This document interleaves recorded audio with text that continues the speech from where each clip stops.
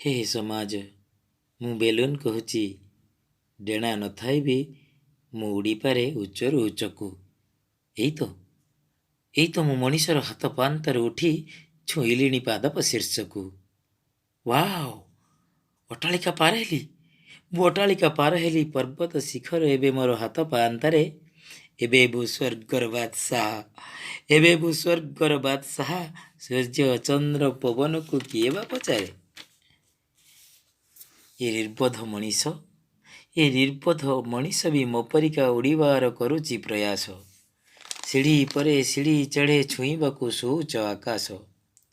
ଆଉ ହାତ ପାଆନ୍ତାରେ ସବୁ କିଛି ଯେବେ ମିଳିଯାଏ ତାକୁ, ଧରାକୁ ସେ ସରାମଣେ ମାନେନି କାହାକୁ। ମୁଁ ବେଲୁନ୍ କହୁଛି। ଆ ଅଚାନକ ହେଲା ବିସ୍ଫୋରଣ। ମୁଁ କେଉଁଠି ନିଜକୁ ନିଜେ ଖୋଜୁଥିଲି। ପାଇଲିନି କାହିଁ ଚିହ୍ନବର୍ଣ୍ଣ। ଅଧୋଗାମୀ ହେଉଥିଲା କେଇଖଣ୍ଡ ଟୁକୁଡ଼ା ରବର। ମୁଁ ଆଉ କାହା କଥା କାହିଁକି କହିବି ଯେ ଯିଏ ବି ମୋ ଭଳି ଭୁଲିଛି, ସିଏ କିଛି